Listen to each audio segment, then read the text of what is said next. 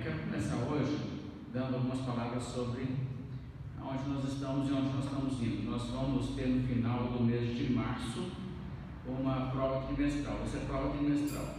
E também o que eu quero fazer como exigência nesses primeiros períodos, no primeiro período vai ser, nesse primeiro trimestre, falamos assim, será na verdade leitura.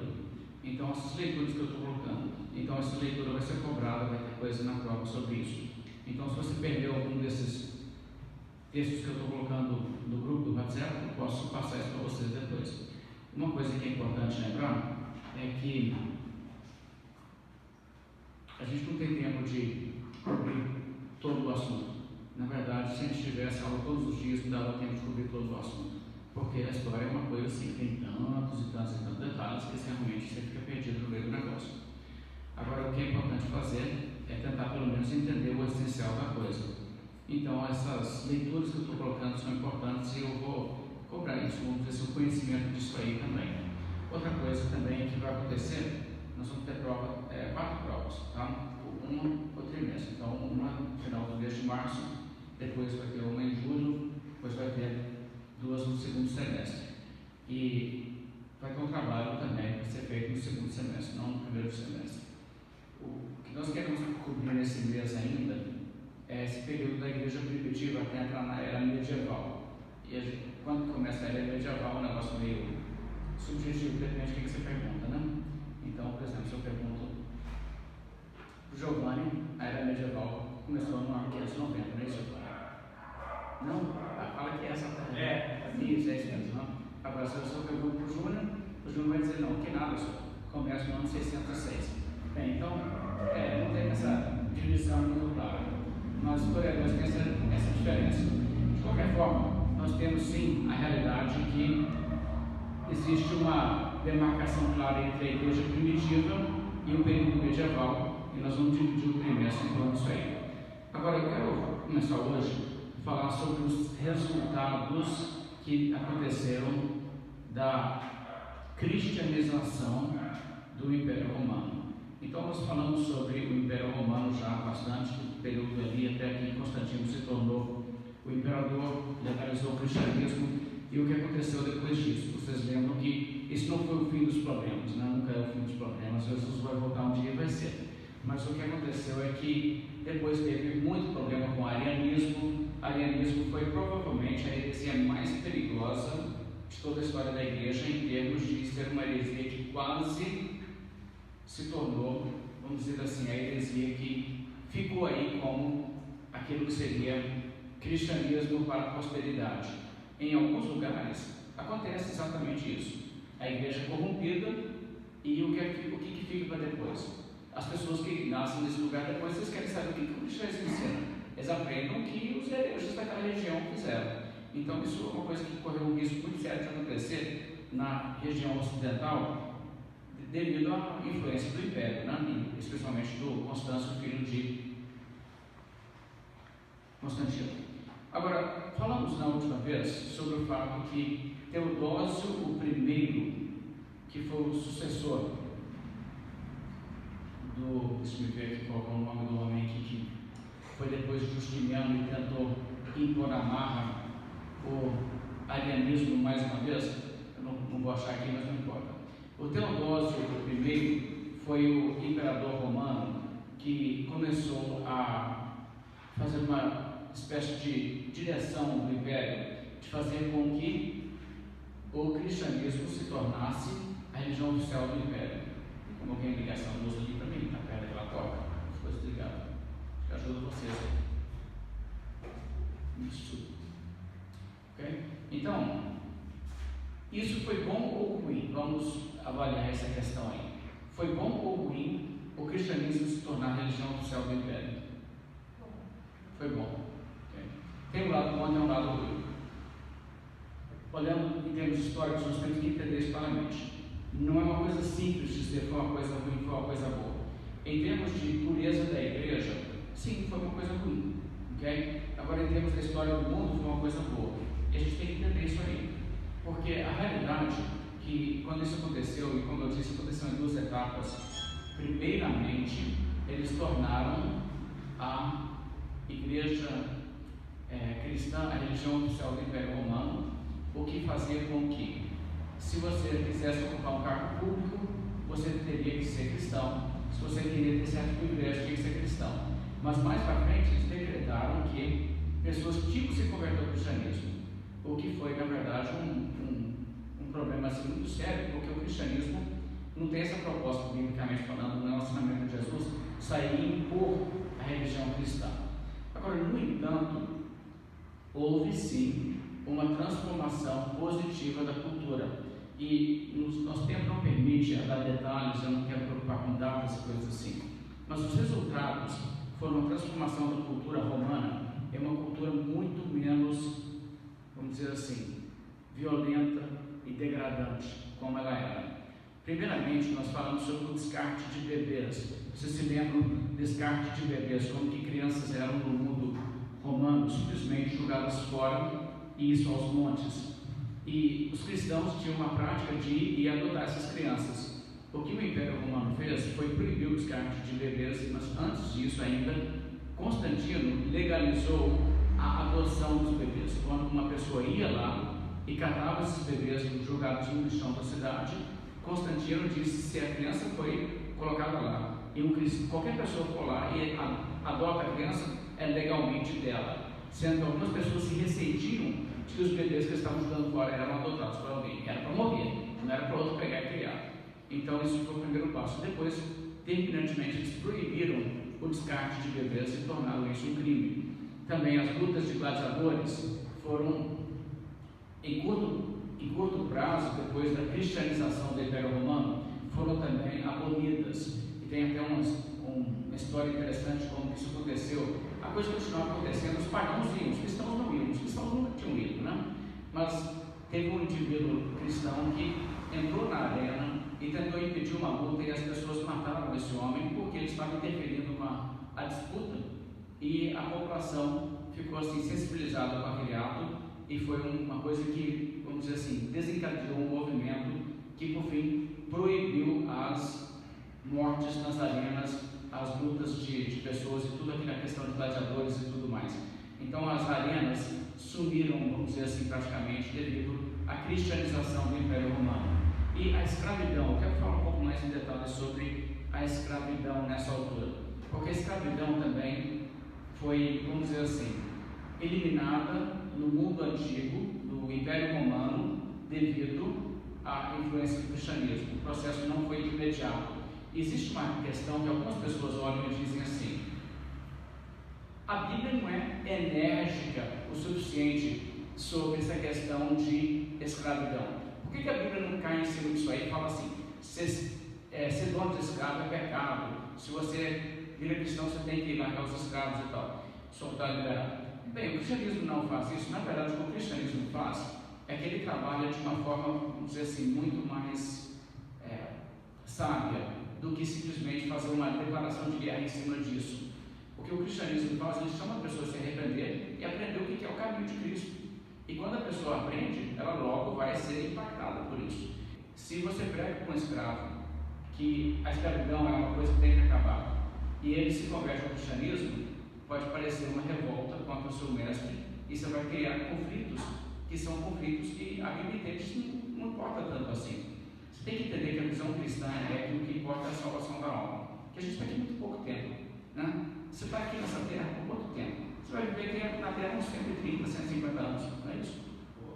Então, isso mais ou menos você vai viver. O que é isso? O que é isso? Você vai existir para sempre.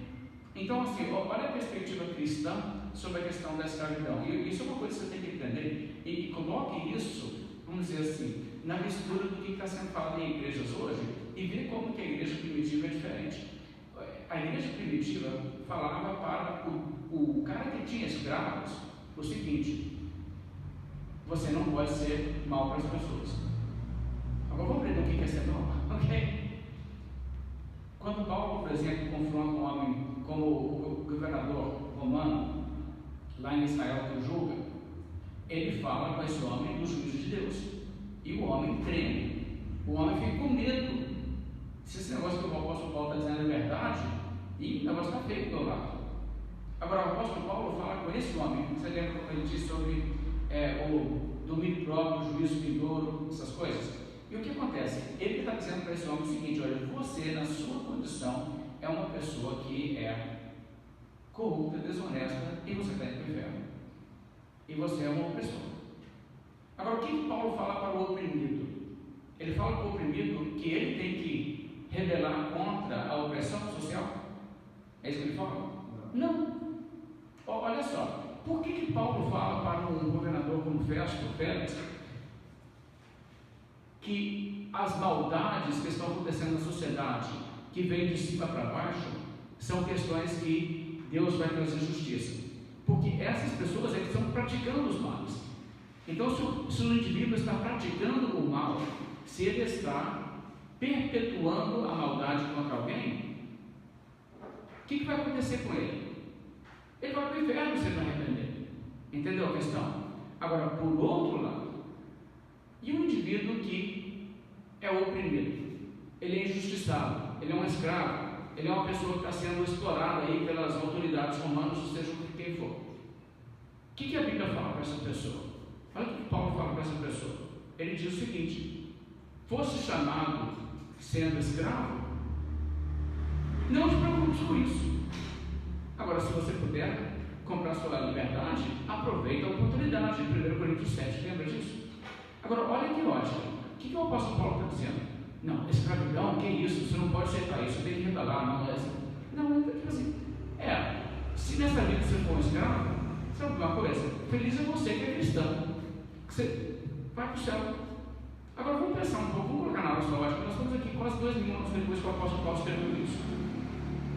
Aqueles escravos que estavam na igreja, e tinha muitos escravos na igreja, mas que eles estão agora, há quase 2000 anos, estão com Cristo no céu. Você acha que a essa altura eles ainda estão lá tipo assim: mas eu fui escravo? Eles nem estão lembrando disso mais. Gente, pensa uma coisa que aconteceu há, assim, mais da metade da sua vida para trás. É uma coisa que te afeta ainda hoje. Às vezes foi aquela coisa assim, que quando aconteceu, sua vida era bem assim, tudo socialmente só girava em torno disso: estão fazendo isso comigo, que coisa errada. Agora, tipo assim, o tempo cura, entendeu? E a Bíblia mostra exatamente isso. Essa preocupação com o bem-estar social, o bem-estar nesta vida, é uma coisa que você não tem que ter isso não. A mensagem da Bíblia é para quem está fazendo coisa errada, que ele fazendo coisa errada, se ele não se arrepender, vai para o inferno. Agora, o cara que está sendo oprimido, a questão é a seguinte: mas você tem Jesus? Então ótimo. Então, se os problemas estão resolvidos, se você passar o resto da sua vida aqui nessa questão, preocupa muito com isso aí não. Não preocupa com isso. Que o que realmente importa é a sua eternidade. Sua eternidade está legal. Essa é a mensagem da Bíblia. Então, o cristianismo trouxe muito isso aí. E os escravos não fizeram movimentos sociais, eles não fizeram revolta, eles não protestaram contra essas coisas. Não, os escravos ficaram tipo assim: tá, é errado o que eles estão fazendo comigo, mas eu aguento isso aqui, está no plano de Deus. E foi essa atitude. E com essa atitude eles venceram a escravidão muito mais do que se eles tivessem feito vamos todo mundo pegar uma espada e começar a matar os irmãos. Não teria ido para frente isso não. Então, na verdade, o cristianismo ele foi muito mais sábio que o caminho de Deus. Os caminhos de Deus são sempre caminhos de paz. Então, é uma coisa impressionante isso aí. Nós vamos falar sobre a escravidão aqui. Eu já falei como que a escravidão funcionava no mundo antigo e os direitos, né, entre aspas, dos donos dos escravos, tudo abuso, mas o direito deles coisa nenhuma. Mas uma coisa que você deve lembrar: nenhum pensador da antiguidade, nenhum filósofo grego, nenhum sábio, nenhum líder religioso teve esclarecimento moral suficiente para criticar a instituição da escravidão, muito menos para condenar a escravidão fora da tradição bíblica cristã. Okay?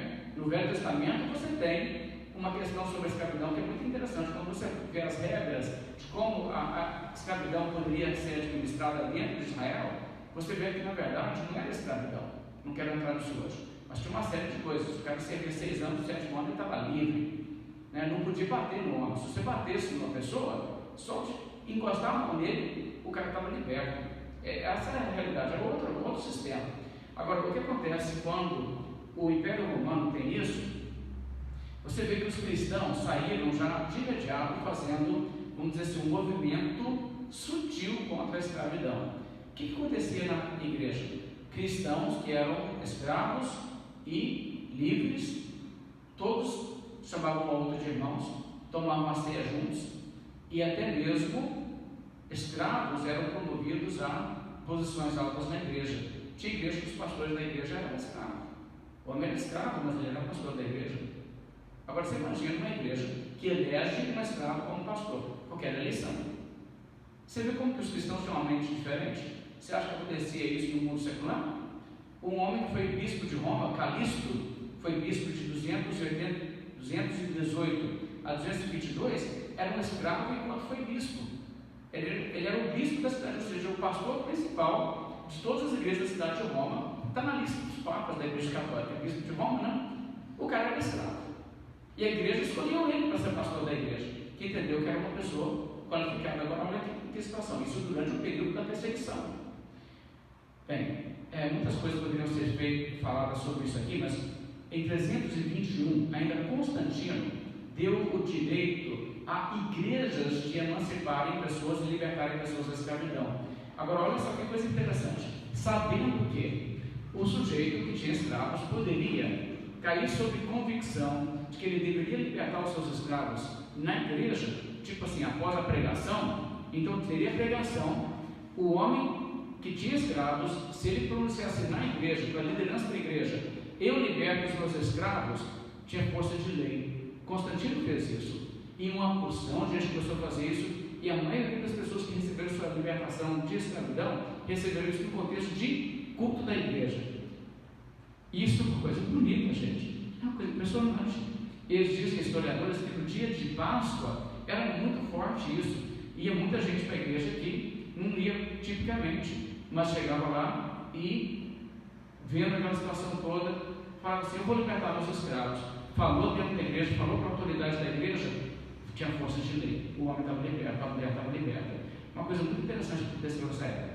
Crisóstomo, ele tem uma pregação onde ele fala sobre a sociedade correta, é uma sociedade sem escravidão absolutamente, ninguém domina sobre ninguém. E ele realmente trabalha de uma maneira que leva os seus ouvintes a entenderem que escravidão é um negócio que não deveria acontecer mesmo. Nós não temos muitas pregações nessa época não, sabe? Não tem pregação gravada, obviamente, mas tem pregação escrita. Só que poucas, porque a maioria dos sermões pregados naquela época não foram escritos. Além disso, você tem o fato que os que foram escritos, a grande maioria dos que foram escritos foi perdida. Então, o que era pregado na igreja? A gente tem, assim, alguns ciscos aí de evidência, né? Mas nós temos, entre os sermões que existem nesse período, por exemplo, Gregório de Nissa, no ano 379, olha só, 379, no período logo após o fim do domínio lá do Juliano Apóstolo, daquela perseguição toda, que a coisa estabilizou. Ele tem um sermão, que nós temos o sermão completo dele, onde ele escracha com a ideia de escravidão. Ele denuncia a escravidão como uma coisa imoral, como uma coisa incompatível com a fé cristã. E nesse sermão, olha só, ele fala com todo mundo ali que é do seu auditório que qualquer maltrato a um escravo é uma ofensa a Deus, que a pessoa está agredindo alguém que tem a imagem de Deus. Expressão muito interessante. Ele fala o seguinte, que não tem como uma pessoa se consolar com a ideia de que, mas eu sou dono de escravos, só que eu sou misericordioso e eu não sou violento. Ele diz, não, o presumir que você poderia ser dono de um outro ser humano é a arrogância do tipo mais grosseiro de que uma pessoa poderia imaginar. Isso é parte do sermão do homem. Ele diz, furtar de Deus. Ele diz, então veja só, o que é o preço do ser humano? O ser humano é criado à imagem de Deus. Quanto vale a imagem de Deus? Se tivesse um universo inteiro, você não teria dinheiro suficiente para comprar uma pessoa. Aí ele fala o seguinte, então qualquer pessoa que tem uma pessoa está na verdade roubando de Deus, porque essa pessoa pertence a Deus. Que sermão Você prega um negócio desse nessa igreja. Esse documento que eu estou citando é o documento mais antigo da história da humanidade, onde alguém faz protesto contra a escravidão. E vem de onde? Do cristianismo. Vem da fé cristã. Então, quer dizer, quem trouxe consciência à humanidade de que esse arranjo é um absurdo moral? Cristianismo. Eu sei que tem muita gente não cristã hoje que concorda que a escravidão é errada, mas aprenderam com os cristãos. Agora, não se muda pensando que se o cara aí for ateu, por exemplo, e ele acha que a escravidão é errado, que ele extrai isso do ateísmo. Ele não tira isso do ateísmo, ele tira isso do quê? De ter nascido numa era onde o cristianismo influenciou todo o pensamento ocidental e, por fim, do mundo inteiro, e ele então está o quê? Ele está refletindo valores cristãos que ele aprendeu dentro da sociedade. Então, é mais ou menos como se fosse o seguinte: talvez ele seja um ateu, mas nesse ponto, ele pensa como um cristão. A realidade é essa. Não é que ele é um cristão, não me interprete errado. Mas estou dizendo que não existe nada no ateísmo que aponta nessa direção. Ele pegou isso aí por quê? Porque a influência do cristianismo que, vamos dizer assim, está permeando a sociedade na qual ele foi educado e seus valores foram moldados, então, por, vamos dizer assim, ideias cristãs. E é inseparável disso. Também não pense que se o cristianismo deixar de ter influência, como está deixando de ter, que as pessoas não vão progredir numa caminhada cada vez mais degradante moral. Você vê que hoje em dia muitas coisas que num país como o Brasil, com influência cristã muito forte, 50 anos atrás eram impensáveis, hoje em dia o pessoal está fazendo, assim, questões assim, violações ao pudor, coisas grosseiras mesmo. Por que isso está acontecendo? Porque as pessoas estão se afastando das raízes cristãs e não pensam que é possível manter, vamos dizer assim, uma moralidade, uma decência cristã num mundo onde não existe crença cristã. Não é assim, não vai acontecer. Se a nossa sociedade repudiar abertamente o cristianismo, quem professa cristão foi aí 20% ou menos da população, você pode ter certeza que não vai ser só assim, prática homossexual, aborto e coisa assim que vai estar na discussão, não. Vai ter tudo, desde as perversões sexuais mais indizíveis até também as formas mais absurdas de crueldade humana. E isso, assim, um exemplo disso em tempos modernos é o nazismo.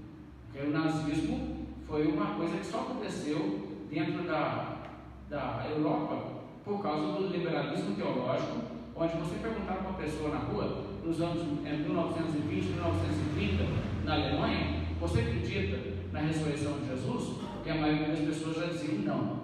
É a única maneira de você chegar lá. Você não consegue uma sociedade que vai nessa direção sem aí um contexto, vamos dizer assim, de um vácuo moral, porque os alicerces da fé cristã foram ruídos. Aristóteles, o filósofo grego, achava que escravos era uma coisa totalmente normal, natural, que a escravidão tinha que ser presa. Por quê? Porque existia, na ideia dele, seres humanos superiores e seres humanos inferiores, e os inferiores não fariam uma contribuição para o bem da humanidade como um todo, a menos que eles fossem conduzidos pelas mentes mais brilhantes, como ele, por exemplo.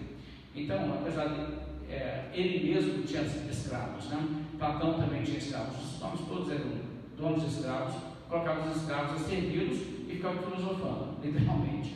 Mas o termo que ele usava, por exemplo, para os escravos era ferramentas vivas. A pessoa, é uma ferramenta que por acaso é viva.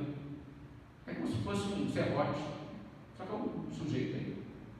Bem, essa mentalidade não dá, né? A gente não tem como concordar com isso aí não.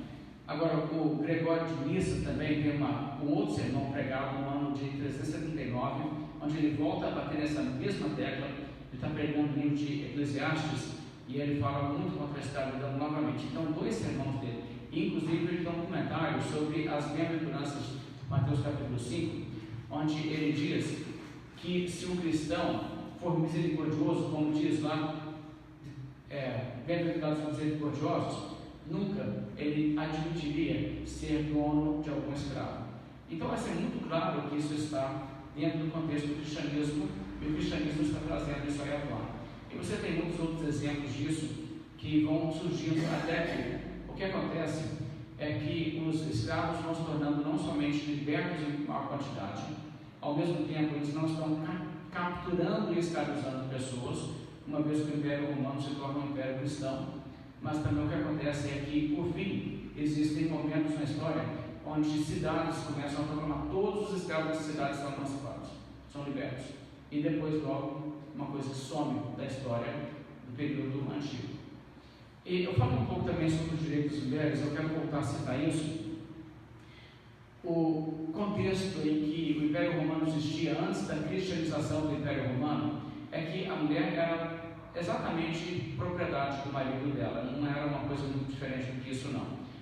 Constantino, ele fez muita coisa para mudar isso. Ele deu, por exemplo, dignidade a viúvas, ele garantiu o direito de herança a viúvas, muitas vezes as viúvas não ficavam com herança nenhuma, muitas vezes. Então isso aí era uma situação assim, absurda que ele também modificou. Ele protegeu garotas contra serem forçadas a casar, e muitas vezes pessoas, na verdade, pegavam garotas, abusavam dela, depois diziam, já consumamos o casamento, agora ela é minha. Esse tipo de coisa se tornou ilegal por lei de Constantino. O Teodósio II fez algumas outras leis também, dando direito às mulheres em relação ao divórcio. Vocês vão se recordar, eu falei de passagens sobre isso. Ele mostrou, ele igualou, né, a mulher poder divorciar-se de seu marido por infidelidade, coisa que os homens já podiam, mas as mulheres não. Ele também deu direito à mulher de recasamento e condenou os adúlteros que haviam traído e dado motivo para o divórcio a não ter o direito de se casar novamente. Isso era a lei dele, independentemente se isso é bíblico ou não. É um caso interessante que ele foi para essa direção com a coisa. Outra questão é que eles fizeram leis não permitindo que os homens desperdiçassem os bens da família e deixassem a mulher sem amparo. Ou seja, se a pessoa estivesse vivendo uma vida, como muita gente ao longo da história tem vivido, uma vida irresponsável, uma vida onde ele vive na gandaia, né, como dizem por aí, e joga tudo para o alto, os seus bens, e deixa a mulher na pobreza, na miséria, isso se tornou também crime. A situação também sobre o dote, as mulheres quando casavam muitas vezes traziam um dote para o casamento.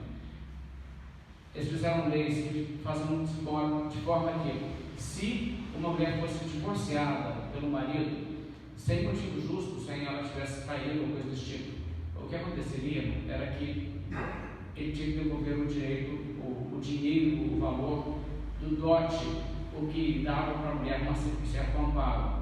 Outra coisa também, pais que colocavam suas filhas em situação de prostituição, perdiam o direito total sobre seus filhos, as pessoas eram tiradas de sob a autoridade dos pais, os pais eram punidos, e também se tornou crime impor relação sexual contra escravas, o que no Império Romano até então era normal, totalmente normal. Isso se tornou crime no Império Romano por causa do cristianismo e a cristianização do Império Romano.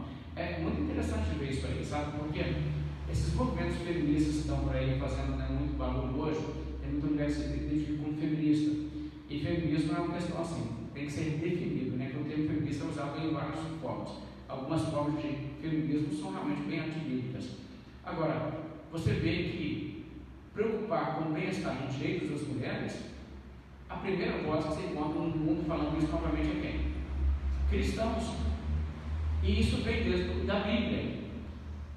Vamos lá. No Império Romano, na sociedade pagã em geral, desde Síria até o Japão, até índios aqui na América do Sul, o que as pessoas pensam? O corpo da mulher pertence ao seu marido? Sim. O corpo do marido pertence à mulher? Não. Mas o apóstolo Paulo fala isso em 1 Coríntios 7. É mútuo.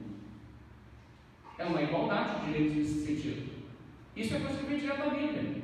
Isso é uma coisa que o mundo não tinha gente advogando isso, pensando nisso, defendendo isso, não. O cristianismo que diz está errado, tem que corrigir. Então, assim, o tratamento que você encontra Jesus dando às mulheres na Bíblia é revolucionário. Essas coisas todas vêm, e por isso, como eu já falei, mulheres faziam uma quantidade, eram mais mulheres na igreja primitiva do que homens, até porque as mulheres percebiam, mas esse pessoal, eles têm outra realidade. Agora, eu diria em relação a isso, que nós não podemos seguir algumas das ideias de hoje, onde as pessoas estão querendo dizer, se você é a favor das mulheres, então você vai advogar isso. Por exemplo, direito a aborto, é o direito da mulher a abortar. Gente, todo lugar onde tem essa questão de direito ao aborto, o que acontece? É uma forma de destruição da mulher, na verdade. É uma coisa horrível para as mulheres isso. Nenhuma mulher quer ser uma mulher que já abortou, é uma coisa assim, que tem traumas, tem consequências físicas e tudo mais. Na verdade, isso aí não é uma coisa boa para mulheres. E se você olhar mundialmente, onde pode ser abortado, aborta-se mais o que? Homens ou mulheres? Você não sabe, né? As abortistas não contam. Na verdade, aborta muito mais mulher do que homem. Isso é real. E tem até um déficit hoje de meninas no mundo por causa disso. Existe a China e a Índia são os principais. Existe um déficit tão grande de mulher na China hoje, na idade que pode casar e ter filhos, que se todas as mulheres da França, todas as mulheres que moram no país da França, fossem mulheres que têm idade para ser mãe, e todas essas fossem para a China, ainda faltaria mulher. Essa é a realidade. Então, quer dizer, esse negócio de aborto é uma forma de matar a mulher muito mais que matar o homem. A realidade é essa. Então, quer dizer, a igreja não vai ser nem um pouco sábia se a igreja adotar essas bandeiras, essas causas tolas aí do pessoal, que não entende assim, as consequências das coisas. Eles acham que a conveniência da mulher é isso aí. Não, o que tem que acontecer é criar todo um sistema diferente, onde mulheres não são expostas, como elas são na nossa sociedade, a uma realidade de que elas podem engravidar em relacionamentos onde o homem não tem compromisso com elas. Porque é isso que a nossa sociedade faz.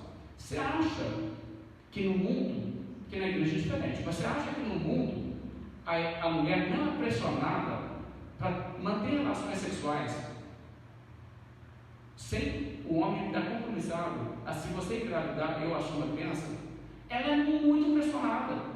Isso é uma pressão das mulheres. Combate isso. Entende? É isso que a igreja sempre combateu. O dia que o homem falar com você, estou com você para a vida inteira, e se vier a criança da nossa união, eu estou com você para criar essa criança a vida inteira. E eu quero essa criança, porque é parte de mim e parte de você. O dia que a pessoa tiver isso aí, o que acontece? Aí você vai ter relação sexual e você não vai sujeitar a mulher a uma situação onde ela está grávida e o cara não quer, ela também não estava pronta para isso e ela está tentando achar um jeito de abortar. É isso aí que é a opressão da mulher.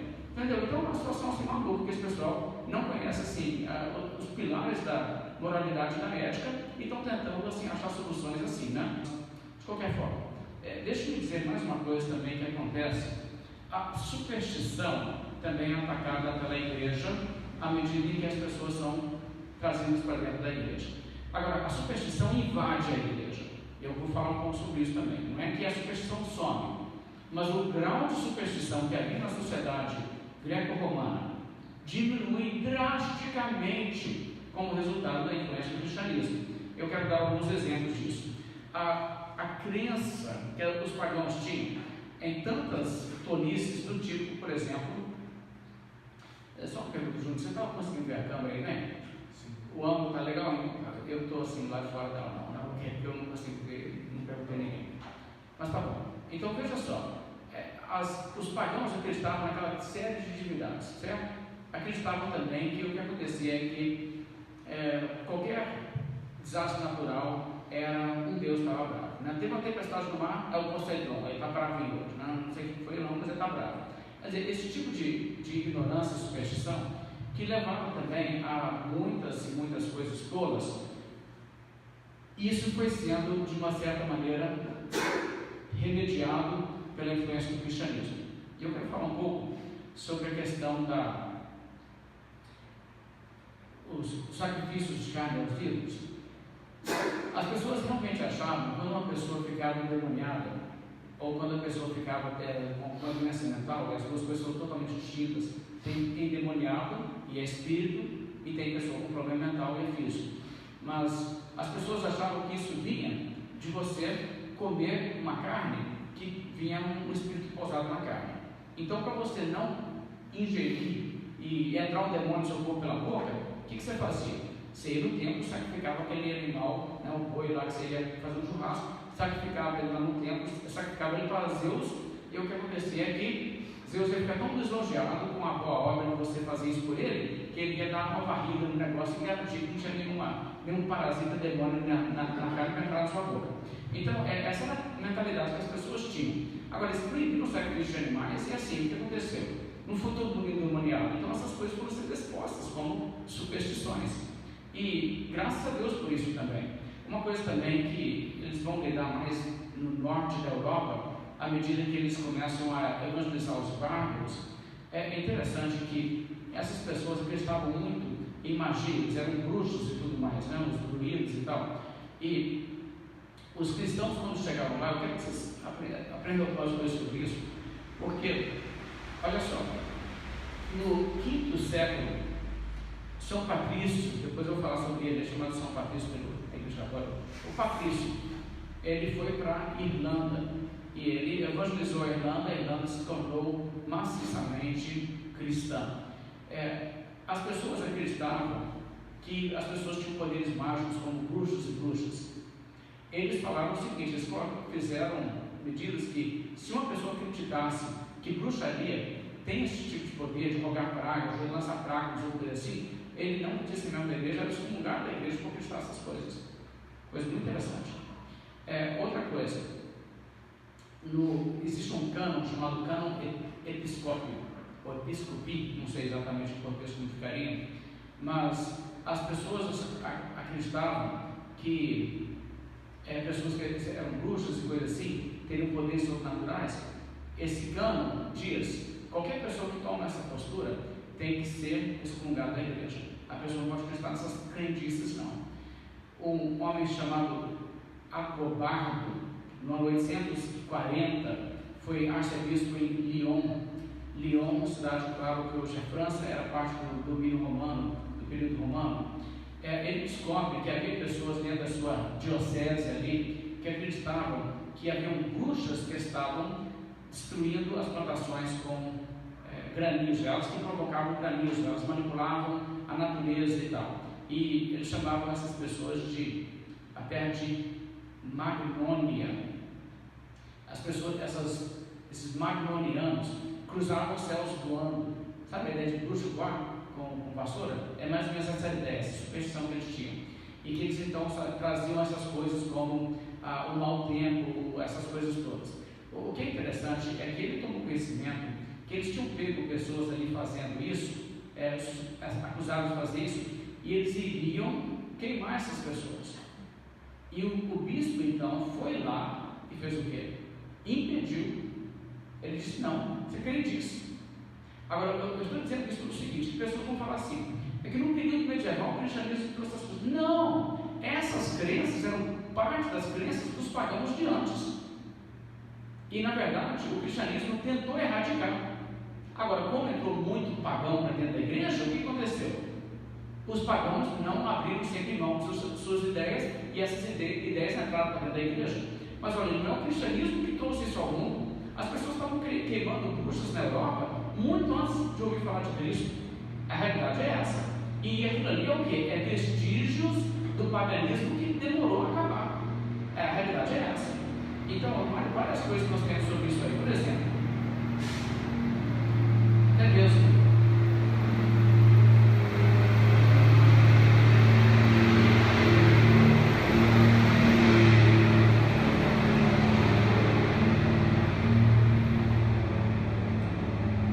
No ano de não sei exatamente o ano aqui, mas o homem que foi Papa, e aqui era Papa mesmo, Papa medieval, Gregório VII, do ano 1022 até o ano 1085, esse período aí, esse é o período de vida do homem. Mas ele proibiu, por exemplo, uma coisa que está acontecendo na Dinamarca. Cortes na Dinamarca estavam julgando e sentenciando pessoas por causa de mau tempo e por causa de plantações da errada e não ter uma boa safra. Estavam acusando isso de interferir por causa de bruxaria. E foi de um Papa que veio um decreto para dizer: para com isso aí, isso é superstição, isso é crendice. Agora, 200 anos mais tarde, você vai encontrar o próprio Papa deixando as pessoas fazerem isso. Mas o que eu quero mostrar é a cronologia da coisa. As pessoas faziam isso porque recusavam a crer no que o cristianismo ensina. O cristianismo veio ensinando o contrário a isso.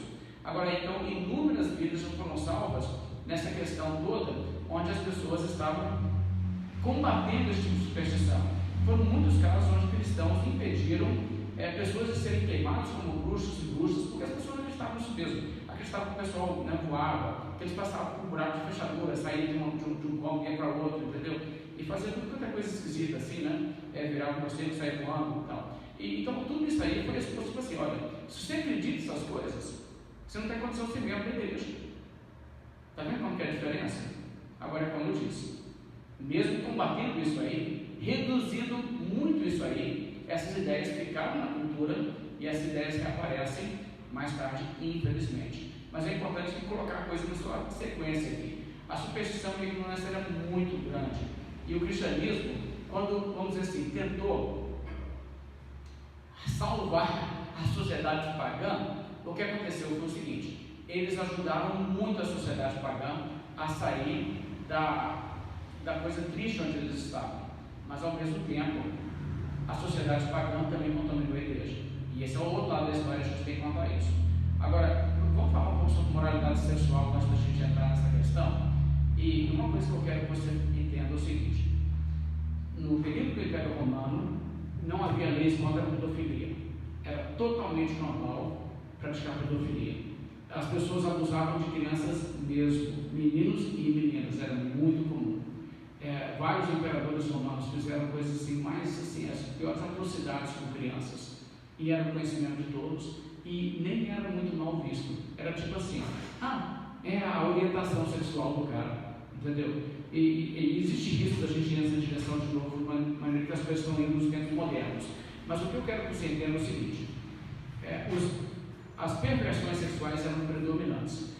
Se você olhar, por exemplo, a sociedade da Grécia, a sociedade de Roma propriamente, a quantidade de homens e mulheres que eram homossexuais ou bissexuais era enorme. Era uma coisa assim, desproporcional. Eles calculam que na Grécia 70% da população masculina era homossexual. 70% da população. São dados históricos que você tem que entender. Agora, sabe aquela história de que a pessoa nasce de um jeito assim? Não tem nada disso não. Na verdade, todo mundo nasce pecador. Todo mundo nasce com tendência para ir para o mal. Agora, existe, claro, uma série de influências, de fatores. Então, por exemplo, conduta homossexual. Se você olhar pelas sociedades do mundo, você vai perceber que existem sociedades onde existe prática homossexual e existem sociedades onde não existe. Agora, como é que você atinge uma sociedade onde não existe? Se a pessoa nasce dessa maneira, é um negócio tipo assim: esse aqui nasceu com essa tendência. Não existe nascer com essa tendência. Isso aí é uma mentira que eles estão contando por aí. Agora, eles contam isso porque eles sabem no fundo que não é assim, senão não estavam nem contando isso. Mas, o que acontece? Quando essa questão da sociedade greco-romana, com sua quantidade enorme de coisas assim, o pessoal, por exemplo, ia nos templos, você ia no templo para fazer um ato religioso, o que você fazia? Você tinha relação lá com pessoas lá que estavam lá para se prostituir, homens e mulheres. Homens e mulheres. E era homem com homem com mulher, mulher com mulher, era de tudo. Isso era normal. Isso não era tabu. Isso era o quê? Isso era o que se fazia diante dos deuses, das divindades. E eram muitas as histórias onde deuses tinham praticado atos homossexuais. E as pessoas achavam que isso era totalmente normal, a moralidade deles. Agora, o cristianismo chega. E o cristianismo, quando ele, vamos dizer assim, obriga a pessoa a se tornar cristã, a partir do ano 395, isso tem implicações muito sérias. Porque se agora você é obrigado a ser cristão, então vira também ilegal você viver como um pagão e você fazer esse tipo de coisa. Então, o que acontece? A história mostra que o cristianismo, quando começou a reprimir esses atos, eles não sumiram. mas eles saíram do fórum público. As pessoas não faziam mais em público. As pessoas não davam na pinta de que estavam fazendo, porque virou crime. E agora veja só, eu estou querendo ser bem claro, virou crime. Ok? Então, pedofilia, ato homossexual, coisas que a Bíblia condena, virou crime. De modo que se uma pessoa praticasse essas coisas, ele poderia ser excomungado da igreja, que poderia ter uma série de consequências na vida dele nessa altura. O que acontece então? A nova geração, que não vê isso acontecendo e não está acontecendo abertamente, a proporção de homossexuais na sociedade cai de coisa de uns 70% na Grécia a coisa de uns 5%, claramente menos de 10%, em uma geração. E depois vai cair mais ainda, e você chega num patamar onde ela fica entre 1% ou 2% durante um período longo da Idade Média. Como assim? Parou de nascer gente assim? É genético? Não. É o quê? É a influência. Agora, gente, sério, cria os meninos como se criavam em Esparta. Lembra Esparta, cidade da Grécia? Como que os meninos eram criados em Esparta? Quando o menino tinha 5 anos de idade, separado da mãe, colocado numa academia, onde o que acontecia? Onde, por ele ser menorzinho e fraquinho, os meninos maiores, que já estavam com 13, 14 anos, abusavam sexualmente dele, toda vez que queriam. Toda vez que queriam. E quando ele chegava a ter 13, 14 anos, ele atingia a puberdade e começava também a ter interesse de praticar sexuais. O que ele entendia como estímulo erótico? Pegava outros meninos mais novos e fazia com eles. E era isso que eles faziam. E qual que era a proporção de homossexuais em Esparta? 100%. Assim, 100% de homossexual, como é que tinha filhos? Você sabe como que é a realidade da história? Eles tinham esposas para ter filhos. Obrigavam as esposas a se vestir de menino para engravidá-las. Não tinha interesse por elas, não. Olha que papel. Agora, você quer falar de opressão de mulher? Isso que é opressão de mulher. Agora, isso aí é o tipo de coisa que quando o cristianismo chegou, o cristianismo falou assim: chega, para com isso. Não é assim, não. E trouxe, vamos dizer assim, outro nível para a sociedade. Agora, o pessoal vem dizer aí que porque o cristianismo não pode opinar sobre as coisas. O cristianismo não tem que opinar. Porque o cristianismo, na verdade, acaba que tem uma luz de Deus. Na realidade, a gente entende isso. O mundo não entende.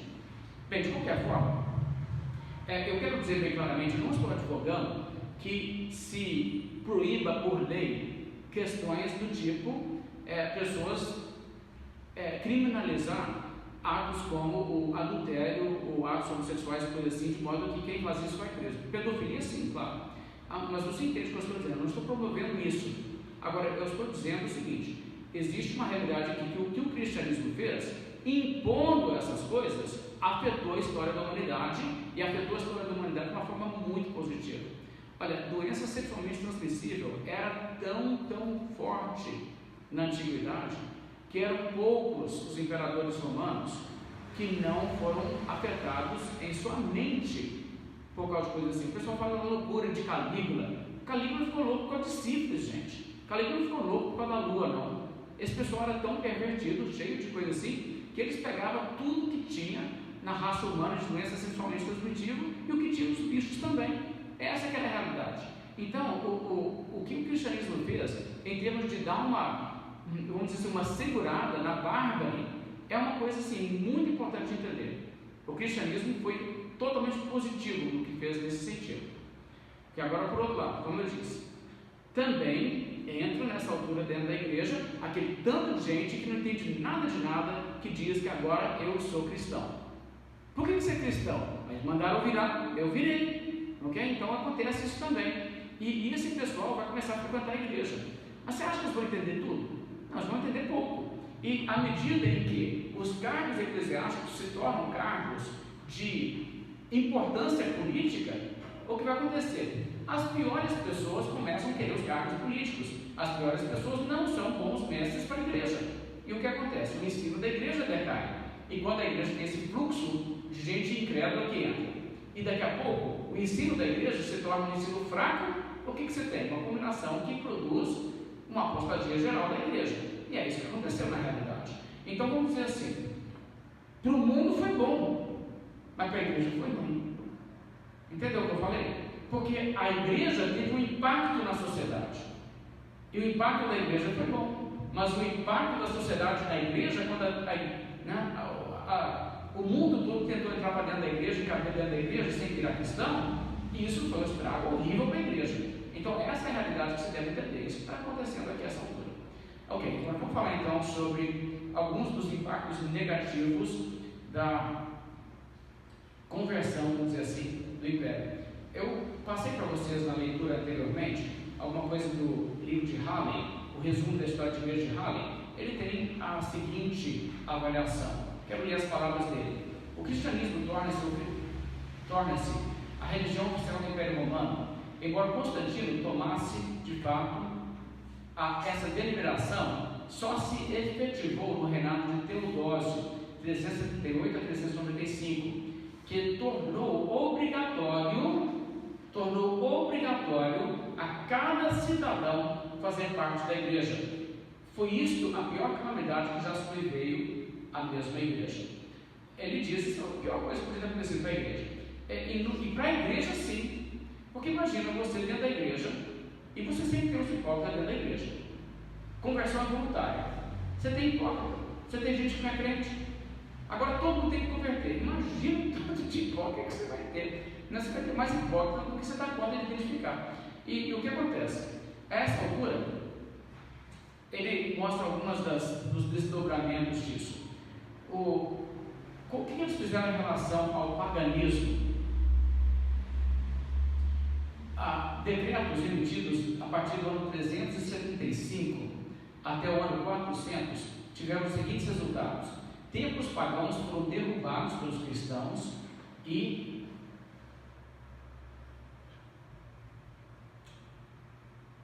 deixa eu ler o próximo ponto aqui. Sim, a igreja cristã passou a receber patrocínio para construir grandes catedrais, eles chamavam de basílicas, grandes prédios desse tipo. A igreja imperial do 4º e 5º século tornou-se uma instituição de todo diferente da igreja perseguida nos primeiros 3 séculos. Na sua ambição e domínio, perdeu e esqueceu do Espírito de Cristo, se tornou uma igreja tomada pelo poder. Uma coisa que é interessante, nessa altura, eles tiveram a seguinte realidade.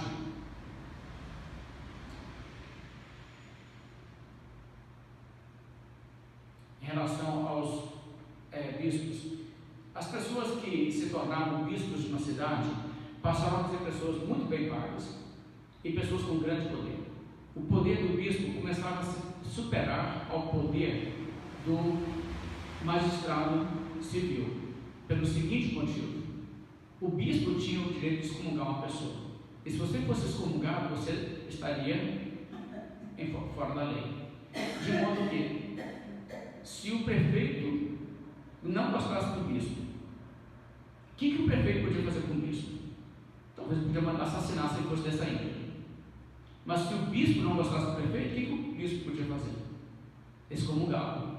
E se ele excomungasse o homem deixava de ser bispo ou o prefeito, porque ele não podia ocupar cargo público. Quem tem mais poder? E que tipo de gente que isso aí atrai? Pior tipo de gente. Agora, vocês vão perceber uma coisa das leituras que eu vou passar? Alguns dos homens que se destacam como os melhores líderes da igreja nesse período foram homens bons que tiveram esses cargos, apesar que os cargos eram cargos políticos. Alguns dos melhores homens, sabe quem foram? Homens que não quiseram ser bispos. Homens que foram colocados como bispos na massa. Homens como Ambrósio, homens como Crisóstomo. O pessoal tentou fugir de ser bispo.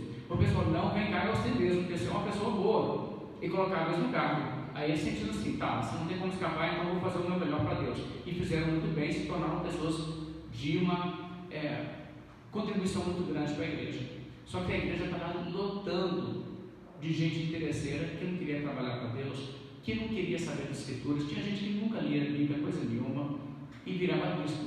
E virava bispo por causa do poder. E depois vocês vão ver isso quando a gente falar de Agostinho, como Agostinho lidou com a situação. Ele era uma pessoa conhecedora profunda das escrituras, mas tinha pessoas ali que estavam no seu tempo, era pastor de igreja, presbítero e tal, e o pessoal não sabia de falar o que era doutrina cristã. Eles não sabiam falar nada do que é cristianismo. Se perguntar para eles, me fala o nome dos 4 evangelhos. Ah, não sei nada disso não. Entendeu? Desse nível o negócio. Me fala os nomes dos apóstolos. Deixa eu ver, tem Pedro, Paulo. Ah, tem uns caras lá. Gente desse nível. E líder da igreja. Okay? Então, quer dizer, por que está acontecendo isso? Por causa do vínculo igreja e Estado. Isso foi trágico. Isso foi totalmente trágico. Okay? Bem, deixa eu olhar com vocês algumas coisas. Primeiramente, eu quero falar sobre o desenvolvimento de bispos. Afinal de contas, nós falamos sobre isso superficialmente, mas é uma coisa importante de se notar. Quando nós falamos de bispos, lembra que no Novo Testamento, o que é um bispo?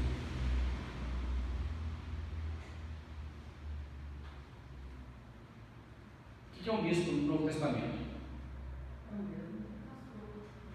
É um pastor, ok? Vamos lá. No Novo Testamento, se o sujeito é um presbítero, ele é um pastor, ele é um bispo. Se ele é um bispo, ele é um presbítero, ele é um pastor. Os termos são sinônimos na Bíblia, em termos de quem está falando. Tem uma ênfase no perfil da coisa. Agora, eu lendo aqui do livro do Rusto Gonzalez, nós compartilhamos a história do cristianismo. Ele escreve o seguinte: ninguém parece saber ao certo como a estrutura de um único pastor, assistido por presbíteros e diáconos, tornou-se o padrão generalizado das igrejas, mas sabemos que isso aconteceu e várias fontes provavelmente influenciaram a tendência. Depois ele diz: demorou alguns anos para que o ministério tríplice de Inácio fosse adotado em todos os lugares. Sabemos, por exemplo, que foi somente por volta do ano 180 depois de Cristo que Alexandria foi dirigida por um único bispo. Que isso é fato histórico, ok? Então, as igrejas tinham o quê? As igrejas não tinham bispos nas igrejas distintos de pastores. Você tinha pastores, e as igrejas tinham vários pastores colaborando. Só que eles começaram com esse negócio no início do 2º século, de falar, tem o bispo é o tipo o pastor manda-chuva. Aí uma cidade do Lafayette teria o quê? Teria um bispo e outros pastores.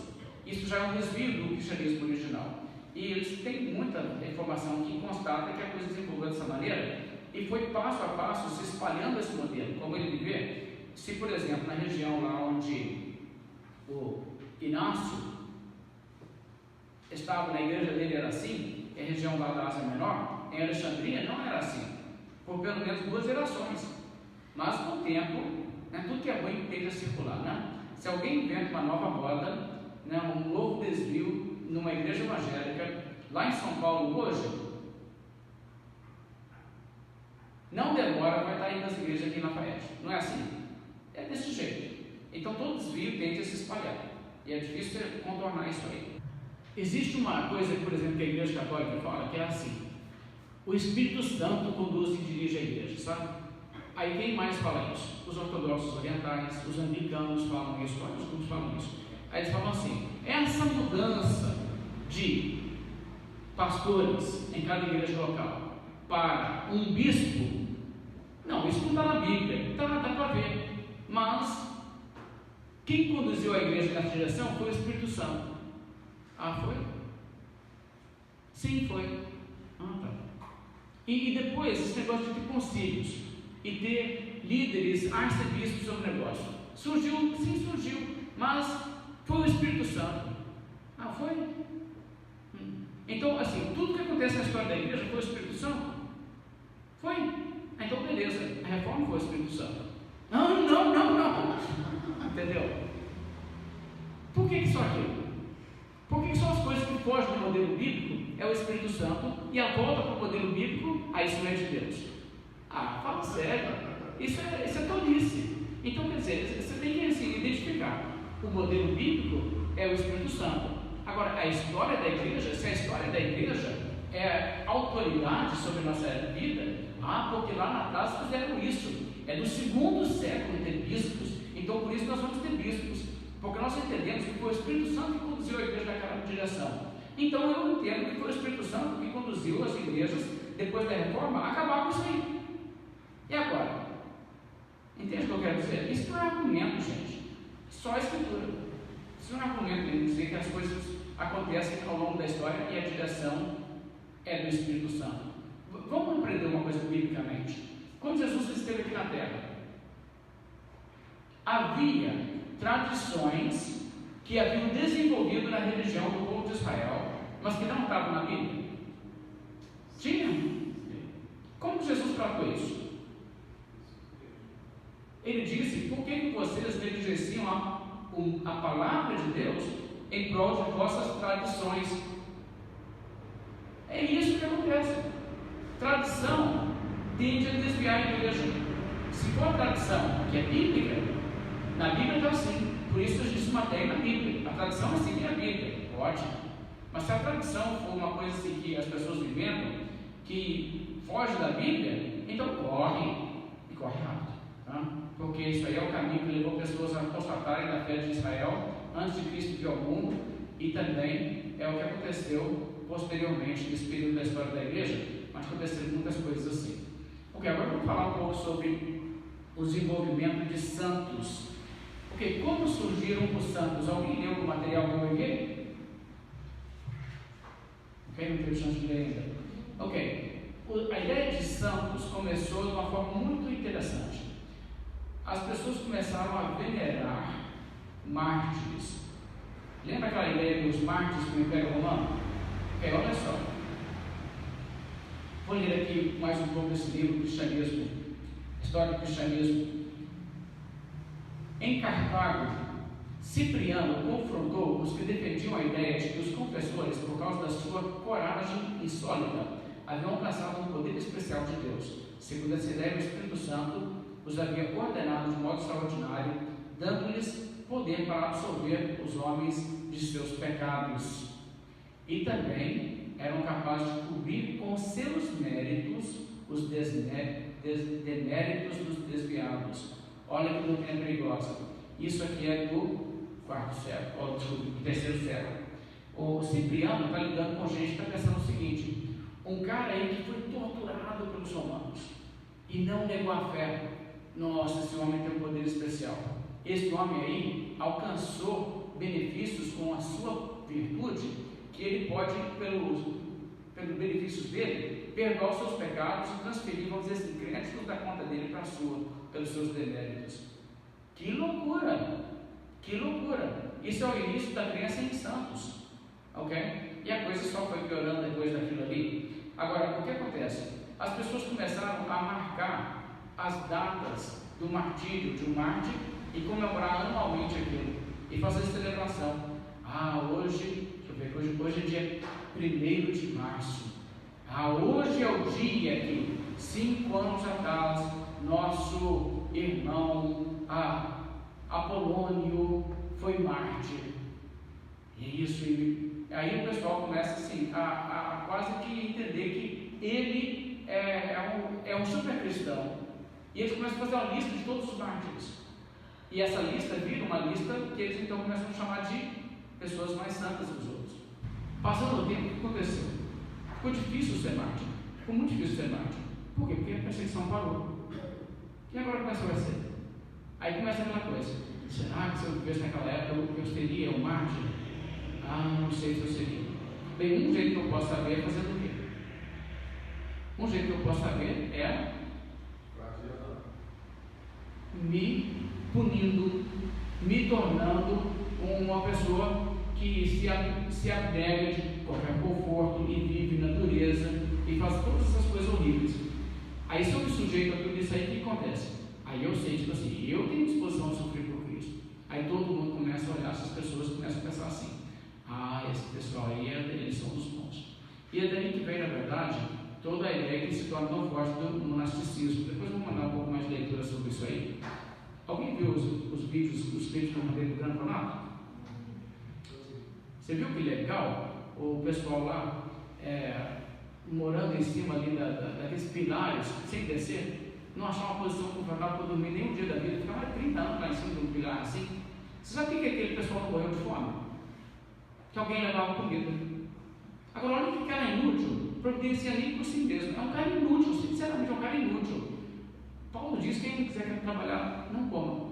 Pois então, a gente não tem falado com ele assim: não vou te fazer comida não. Você quer morrer aí? Você quer descer e trabalhar? A fome tinha que fazer o cara sair trabalhar. Mas assim, viraram fardos para a sociedade, realmente viraram fardos para a sociedade. É o que essas pessoas fizeram. A gente fez voto de ser mendigo. O cara trabalhava, se sustentava, ainda contribuía para a igreja. Aí o que ele faz? Não, agora fez um voto de pobreza. O cara saía, deixava de trabalhar e andava pela rua, tipo assim, estou acabando com o meu orgulho, eu vou mendigar. Tá, tudo bem, mendiga. Mas o que acontece? Você mendiga, está fazendo o quê? Está drenando recursos dos outros. Para você poder comer, alguém está tendo que trabalhar e você nada. Quer dizer, é uma falta de virtude, é um negócio repreensível, mas isso vira muito comum. Então, na verdade, isso é uma forma de mundanismo também, né? E, de novo, eu quero chamar a atenção uma coisa.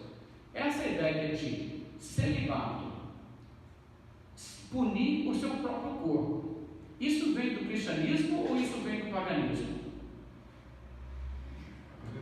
Tem isso antes do cristianismo entrar nessa onda? Tem ou não tem? Ou se tem no mundo antigo, no paganismo, o quê? Você tem uma porção de religião que as pessoas tinham que praticar o celibato. Tinha gente que era eunuco nos templos, porque ele era muito consagrado, então esse é um eunuco. Tinha, por exemplo, em Roma tinha as virgens, Vestal Virgins, não sei como é que fala em português. Vestais, é isso? Ok, talvez seja isso. Então, quer dizer, tinha muito esse tipo de coisa no paganismo. A ideia, tipo assim, é um sacrifício que você faz.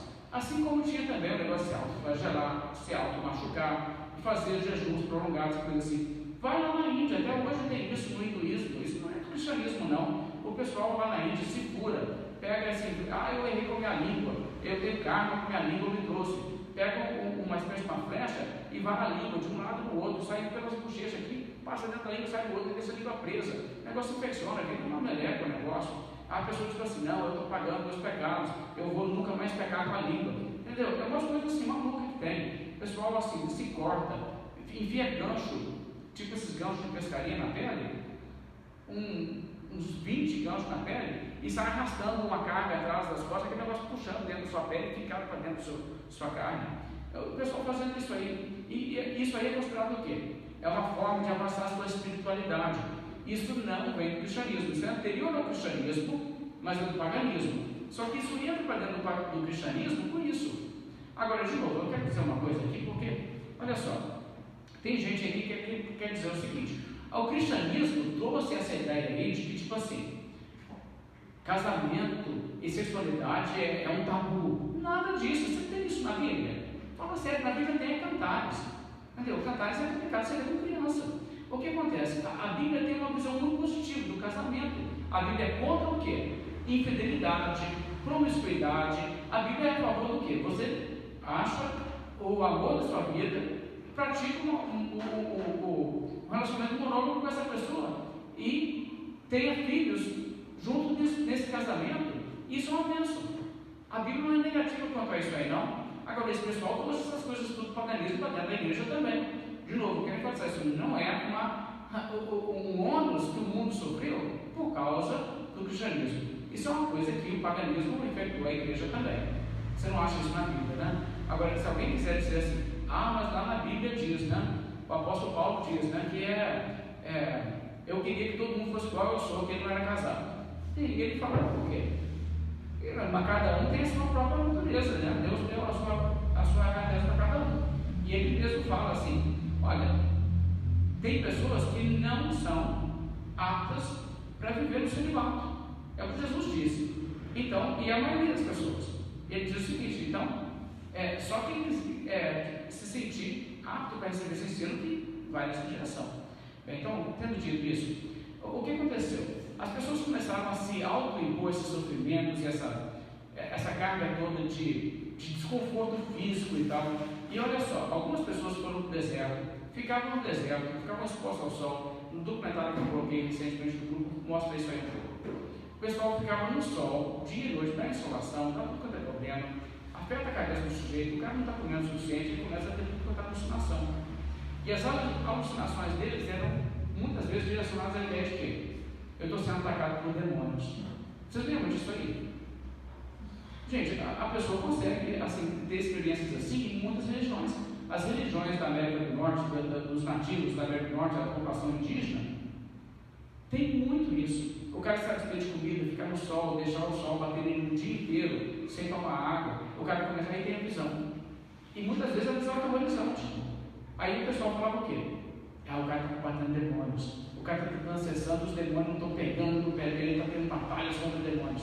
Esse negócio foi tão admirado na época, o pessoal fazia peregrinação no deserto para ver um monte, tipo assim, nossa, eu vi um cara santo. Olha que coisa burra. Sério mesmo, coisa burra. Quando você tinha um homem igual Isaías, morava dentro de Jerusalém, andava de um lado para o outro, ninguém fazia peregrinação lá. Eu vi Isaías. Isaías é um homem santo. Quer um homem santo? Um homem santo. Isaías é um homem santo. Ninguém fazia isso. Agora, esses monges que não entendem a vontade de Deus para eles, que, deixa eu dizer uma coisa sobre isso, gente. Na época de Jesus, havia monasticismo em Israel. Vocês estão sabendo disso, né? O que eram as cavernas de Qumran? Comunidade lá do Mar Morto. Exatamente, eles eram o quê? Eles eram pessoas que foram viver numa comunidade afastada da sociedade, porque tipo assim, a sociedade é corrupta, para não pecar eu vou me afastar. Se eu for conviver com alguém, vai ser alguém também consagrado a Deus. Vai viver só com essas pessoas. Fazia cópia da Bíblia, né? Praticava celibato, né? Fazia batismos, batizava de novo, batizava muitas vezes, gostava de batismo. O pessoal fazia muita loucura lá. Agora, olha só, esses caras viviam em Israel fazendo isso na época de Jesus. Não, João Batista nisso não. Por favor. Não. João Batista. As pessoas que conviviam aí atrás dele eram no deserto? Não, pessoas indo das cidades, né? João Batista foi lá no deserto e ele estava no deserto onde tinha o rio e ele estava batizando pessoas no rio. Mas João Batista não era um essênio e João Batista não era um, como é que se diz? Ele não era ele não era um monge, né, por assim dizer. Okay? Não é bem a mesma ideia. Mas olha só, quando você lê o Novo Testamento, se você entende o contexto da época, você tem que entender que Jesus atacou esse estilo de vida. Ele atacou isso aí. Me fala uma passagem onde Jesus bateu de frente com isso e disse: isso aí está errado. Você conhece? Não vem à mente, não? É porque a gente não está vivendo na cultura da época, então a gente não vê em quem que carapuça caiu. Mas pensa um pouco. Tem essa turma de gente que está dizendo assim: eu não posso viver em sociedade. A sociedade vai me contaminar com o pecado. Eu quero ser uma pessoa santa, então vou me isolar lá fora da sociedade, onde ninguém que é pecador, eu vou conviver com eles. Sal da terra e luz do mundo. E aí que Jesus chega e diz? Jesus diz o quê? Vós sois a luz do mundo. Não se acende uma lâmpada para colocar ele debaixo do móvel onde ninguém vê. Não, você coloca ele no lugar alto onde ele alumia toda a casa. Assim também brilha a vossa luz diante dos homens, para que os homens vejam as vossas boas obras e deem glória a Deus. Pratique isso aí como um monge. Tem jeito?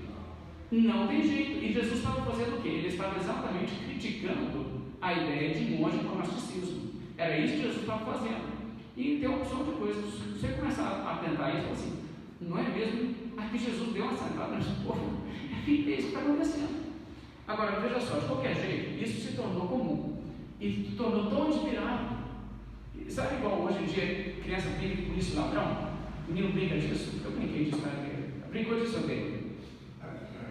Sabe o que os meninos brincavam nessa época? Isso era a realidade. Se tornou assim, então, esses monstros tornaram tão, vamos dizer assim, admirados, assim, não, aquele cara está 20 anos em cima do negócio sem descer nem para usar o banheiro. Não, aquele homem é santo. O pessoal começou com essas ideias. A realidade é que os meninos começaram a fazer as brincadeiras de menino, do bem contra o mal, era assim.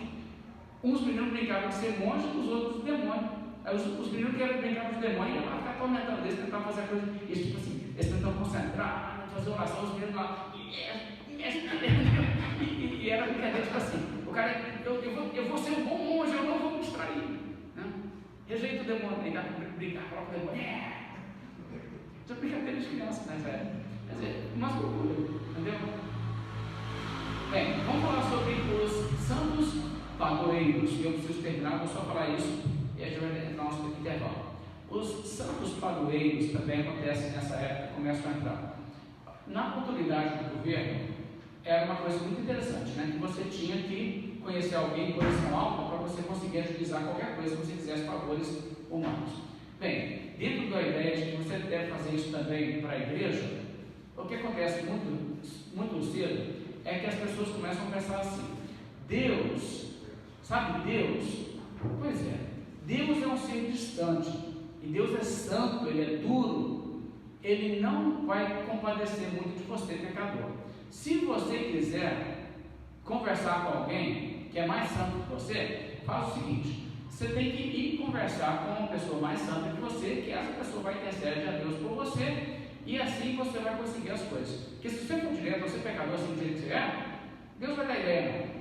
Aí você arranja alguém que tem muito ponto de favor com Deus, e essa pessoa vai te entender. Ele é muito mais simpático do que Deus ao seu sofrimento, né? Ele entende, ele se condói de você, que ele também é pecador, mas ele é mais santo que você. Aí o que acontece? Você vai, ele pede a Deus, você vai conseguir isso. E o que aconteceu? O que você acha que virou a escolha de quase todo mundo para intercessão assim a Deus?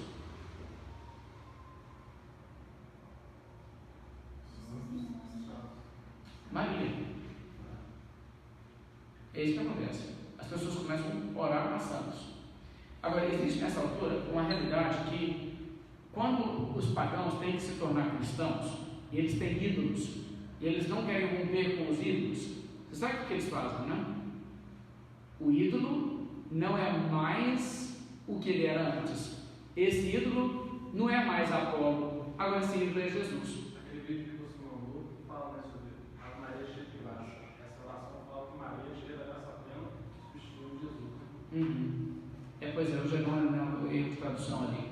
Mas o que acontece? Você sabe que tem na Europa uma estátua, eu tentei achar a foto dessa estátua, não consegui achar. Mas tem na Europa uma estátua de Apolo. Apolo, você sabe o que é Apolo, né? Apolo é, né, um rosto liso, deus grego, né, um corpo atlético, parece que vai competir nas Olimpíadas.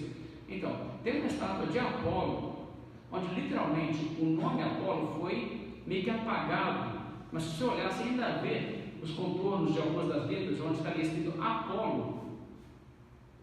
E eles escreveram por cima de Jesus. Mas era a mesma estátua. Eu não vou tirar essa estátua aqui de casa, não, porque essa estátua aqui me protege muito, faz muita bênção, não sei o que, entendeu? Essa ideia. Então, tem a estátua lá em algum local público? Não quebra, não. Põe lá que é Jesus. Isso foi acontecendo dentro desse contexto.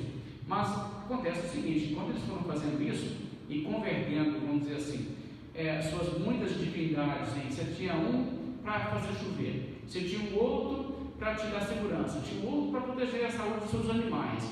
E aí, assim, na hora que vai distribuir esses cargos todos, você acha muito personagem na Bíblia e na tradição cristã que é homem e poucos que são mulheres. Então, uma porção de divindades femininas convergem em Maria. E Maria se torna, vamos dizer assim, antes eu orava para Isis, agora eu oro para Maria. Antes era Juno, agora eu oro para Maria. Antes era Atena, agora eu oro para Maria. Então, essas divindades pagãs, as pessoas não pararam de ter essas divindades pagãs.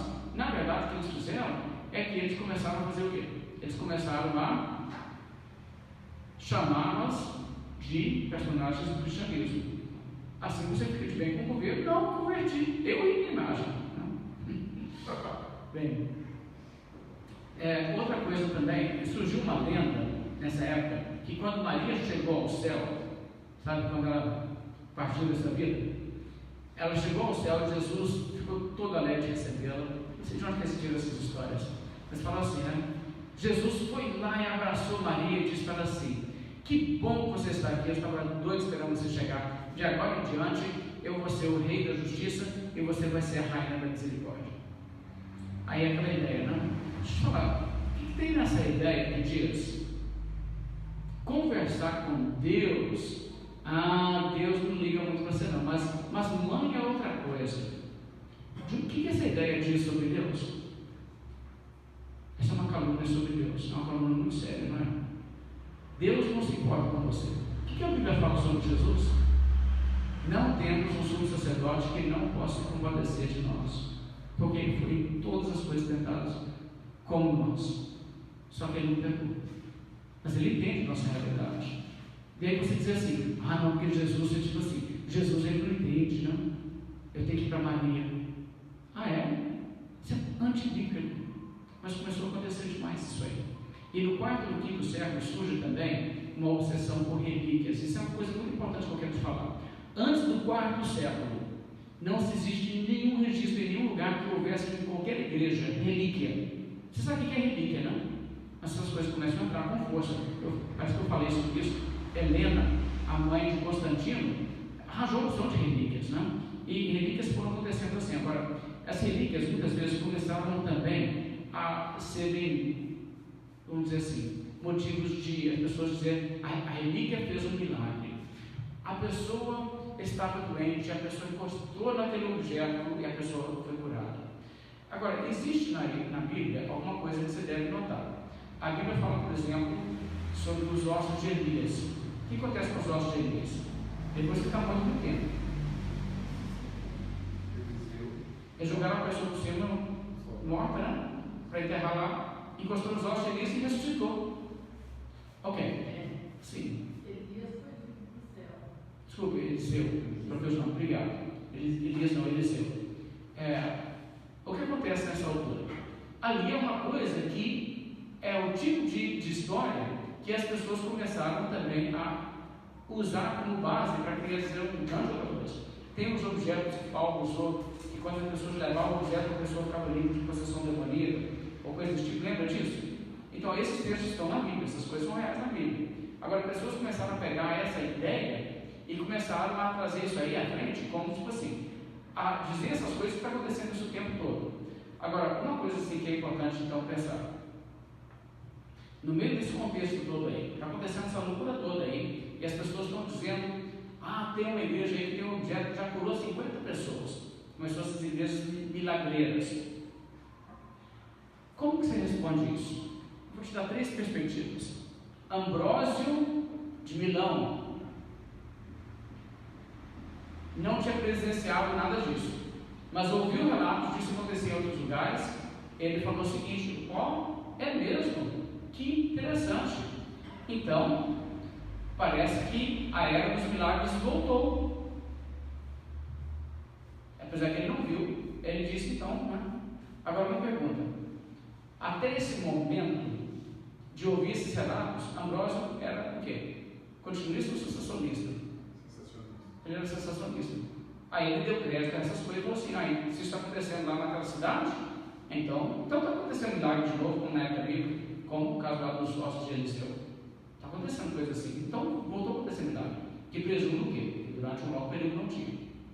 Jerônimo, que traduziu a Bíblia para o latim, disse o seguinte: esses casos não são muito críveis. Pode muito bem ser fraude, mas mesmo se for fraude, o efeito que está tendo é de aumentar a devoção religiosa, então pode ser que tenha um bom efeito.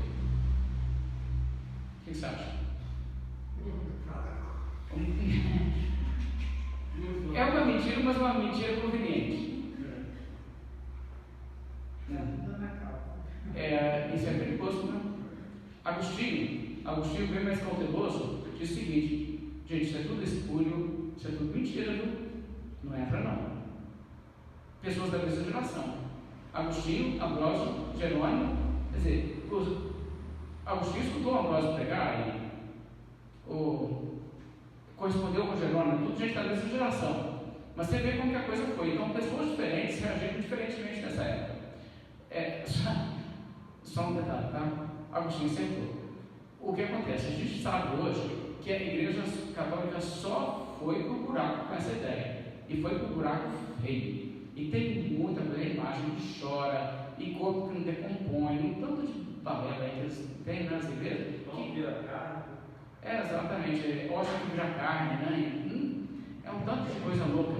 Mas, e quando você vai olhar mesmo, assim, é fácil que ele dá crédito ao negócio. Aconteceu lá na Itália, o negócio. Eu não vi, mas me contaram. Mas quando você chega lá para ver, muitas vezes o negócio não tem nada a ver. Então, bem, nós vamos dar uma parada hoje, nesse ponto, fazer o intervalo, daqui a 10 minutos a gente volta.